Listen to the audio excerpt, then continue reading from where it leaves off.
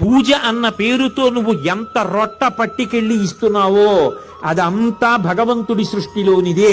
ఆయనది ఆయనకి ఇస్తున్నావు తప్ప నువ్వు ఆయనకి కొత్తగా ఇచ్చేది లేదు, ఇవ్వలేవు కూడా. ఎందుకనంటే భగవాన్ రమణులు అంటారు, వెనకటికి ఎవరో ఒక ఆయన భార్యను అడిగట, శుక్లాంబరధరం విష్ణుం శశివర్ణం అంటారు కదా, విఘ్నేశ్వరుణ్ణి తెల్లగా చలివిడి ముద్దతో చేసుకుని పూజ చేయాలనుంది, చలివిడి ముద్ద చేసి పెట్టమని. ఏమండి 11 మంది పిల్లలు ఎక్కడ చేస్తాను అని చెప్పి ఆవిడ పాపం ఏదో ఖాళీ అయిన రోజున చేసి, ఇదిగో పాపం అడుగుతున్నారు మీకు చేయలేకపోతున్నానని చలివిడి ఇచ్చింది. ఆయన సంతోషంగా చలివిడి ఏముంది ఓ ఆకు మీద పెట్టి విఘ్నేశ్వరుడిని ఓ పసుపు ముద్ద నొక్కినట్టు నొక్కి సంతోషంగా పూజ చేసేసాడు. చేసేసిన తర్వాత నైవేద్యం పెట్టడానికి ఏం లేదు.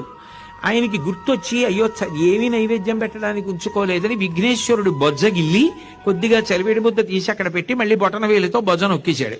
నొక్కేసి చలివిడి మళ్ళీ విఘ్నేశ్వరుడికి నైవేద్యం పెట్టేశాడు.